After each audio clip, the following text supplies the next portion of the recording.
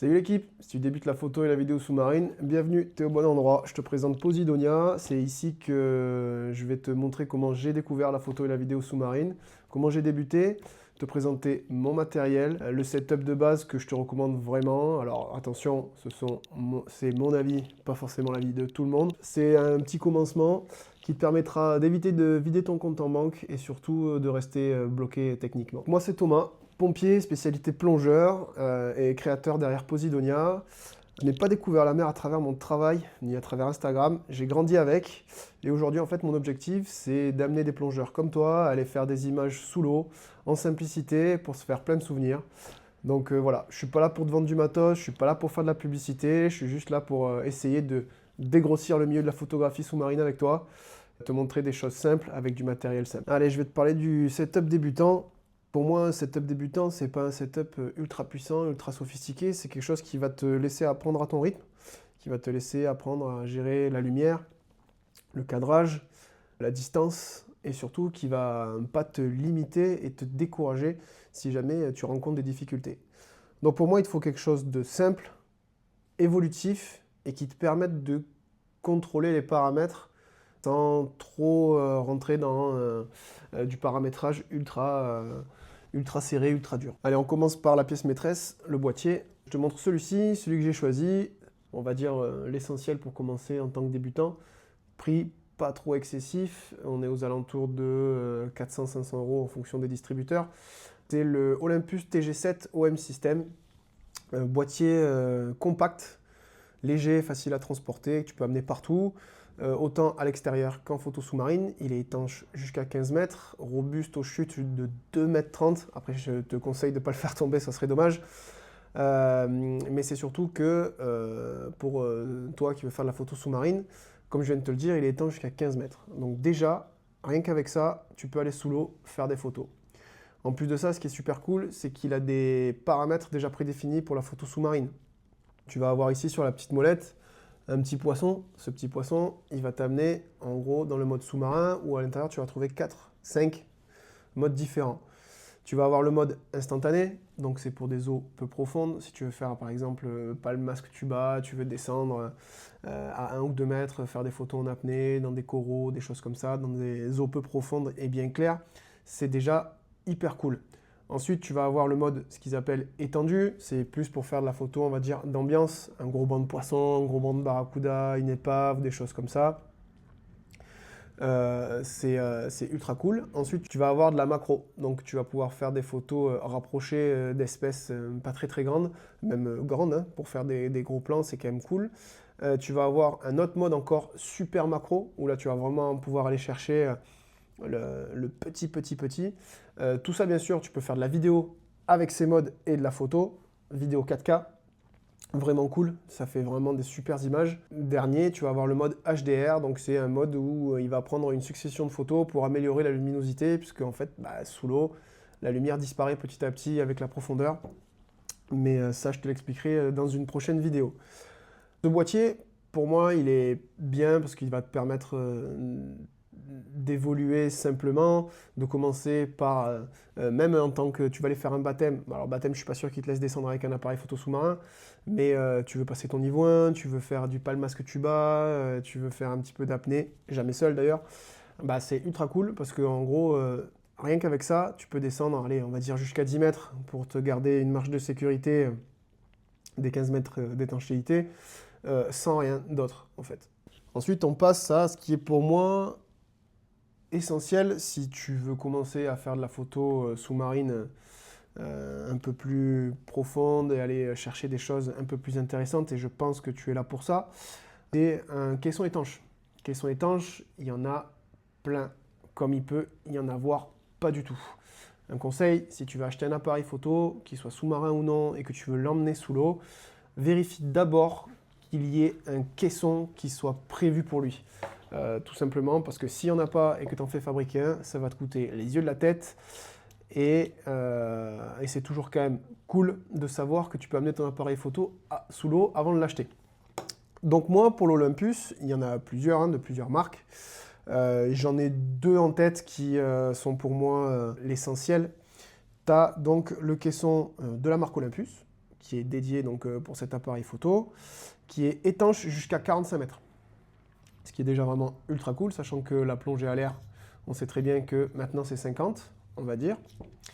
Donc c'est déjà, on va dire, suffisant pour amener ton appareil photo au-delà des 15 mètres. Donc c'est vraiment cool. En plus, l'avantage, c'est qu'il est de la même marque, donc pas de risque. Moi j'ai choisi un autre caisson un peu plus robuste de la marque Hiklight, tout simplement en fait parce qu'il est étanche jusqu'à 60 mètres. Vu que je fais des plongées qui peuvent être fréquemment plus loin que 45 mètres, j'avais besoin d'un caisson qui soit un peu plus robuste pour pas me prendre la tête. Le désavantage, c'est que, comme tu peux le voir, il n'y a pas de fenêtre. Je ne peux pas utiliser le flash interne de mon appareil photo. Il me faut une lumière additive. Alors que sur le caisson Olympus, il y a une fenêtre pour ton flash. Avec un caisson, ton appareil photo, tu as déjà, on va dire, quelque chose de suffisant pour débuter ta photo sous-marine et faire de la vidéo. Alors attention, ça sera encore différent avec un apport de lumière externe, ça sera mieux, mais ça peut venir dans un deuxième temps, c'est pas très grave. Je te parle de l'éclairage après, mais c'est pas très grave. Donc voilà, si tu choisis autre chose que ça, c'est ton droit, tu fais ce que tu veux. Pense à d'abord regarder s'il y a des caissons étanches qui sont faits pour l'appareil photo. Sinon, tu vas te retrouver avec un appareil photo sans caisson et tu ne pourras pas l'amener sous l'eau. Maintenant, on va parler de l'éclairage. Si tu choisis le caisson Olympus, pas besoin d'éclairage externe. Enfin, si, tu peux en rajouter un, mais disons qu'avec la fenêtre sur ton caisson, tu pourras déjà utiliser le flash de ton boîtier ou alors utiliser un phare additif à la main. C'est pas très pratique, mais pour commencer, ça peut suffire. Ou alors, vu que la plongée, c'est toujours en binôme, ton binôme, il te tient le phare, tu fais la photo et ça peut aussi marcher. Moi, j'ai commencé comme ça avec mon binôme. Il m'éclairait le sujet, je faisais mes photos. Ça marche. C'est pas très pratique, mais ça marche. Je me suis doté d'un flash externe de la marque Inon modèle S220. J'avoue que c'est vraiment un plus. Plus besoin d'avoir mon collègue avec son flash sur le côté. Je peux me débrouiller tout seul. Je peux orienter ma lumière comme je veux, la régler à la puissance que je veux, ça se déclenche au bon moment, ça évite les mauvaises ombres. Celui-ci, il a deux modes, le mode manuel et le mode automatique. Tu peux gérer en manuel ici la puissance de ton flash. Il est assez robuste, facile d'utilisation, donc franchement si tu devais acheter un flash, alors il y en a à tous les prix encore, il y en a des moins chers, il y en a des plus chers, c'est toujours pareil. Mais tu me diras, Thomas, comment tu fais? T'es avec ton boîtier dans une main, ton flash dans l'autre, avec ton truc, c'est super difficile. J'utilise une platine. Une platine, celle-ci c'est une platine monobras, où tu viens poser ton caisson ici avec ton appareil photo et tu viens fixer ton flash en haut. C'est un bras qui est réglable, orientable dans tous les sens, ce qui fait que tu peux orienter ton flash comme tu veux, le mettre à la hauteur que tu veux, et du coup tu te retrouves avec tout dans une main, tu peux déclencher de l'autre, et c'est ultra simple. Donc tu en as plusieurs, hein, à tous les prix, c'est toujours pareil, avec des bras plus longs, plus courts, en inox, pas en inox, plastique ou pas. Ce qui est important, c'est toi, ta manière dont tu veux te positionner, droitier, gaucher, comment tu te sens à l'aise. Mais ce qui est cool avec ça, c'est que ça te permet de gagner en stabilité et surtout, t'es pas embêté d'avoir plein de trucs dans les mains, tu l'accroches sur toi quand tu plonges, au moins tu le perds pas, tu as juste à le sortir, faire ta photo. Maintenant que je t'ai montré tout ça, je voulais te parler de 3 petites erreurs que j'ai faites et que je vois chez des plongeurs photographes débutants. De 1, j'en vois souvent des plongeurs avec du matériel ultra sophistiqué, avec des lumières ultra puissantes. Alors quand tu le vois arriver, tu te dis, ouais, le mec, c'est un fou, il va faire des photos de malade, mais en fait, pas du tout. Tu te rends compte assez rapidement que déjà de 1, il sait pas gérer son matériel. Il se retrouve un petit peu engoncé avec tout ce gros matériel, il sait pas trop où le mettre, comment se positionner avec, s'équilibrer avec. Il pourrit sa plongée parce qu'il perd en autonomie, il ne sait pas trop se placer, pas trop s'équilibrer, donc c'est un peu compliqué. Il vaut mieux commencer par des choses simples et après, en fonction de ce que tu veux faire, comment tu veux évoluer, de t'offrir et de t'acheter du matériel vraiment cool avec plein d'options.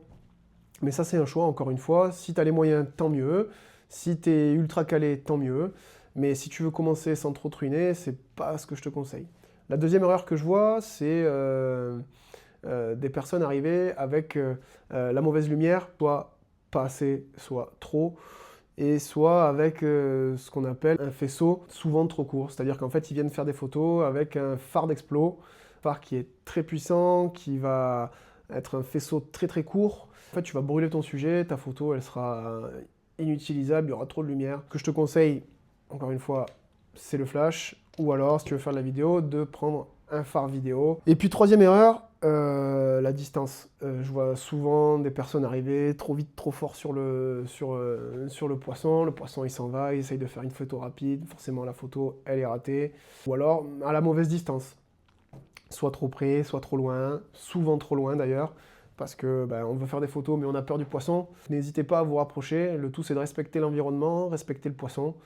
Et tout le monde sera content, tu ramèneras une belle photo, tu n'auras pas embêté le poisson, et lui pourra retourner dans son trou tranquille et se dire « Oh là là, ce plongeur il est cool ». Allez, pour terminer, ce setup, pour moi, c'est un setup débutant qui est quand même simple d'utilisation, cool et évolutif. Alors c'est pas forcément le meilleur, hein. Il y a plein de façons de moduler ton setup, tu peux changer tes éclairages, ton appareil, ton caisson, ta manière de tenir, tout ça.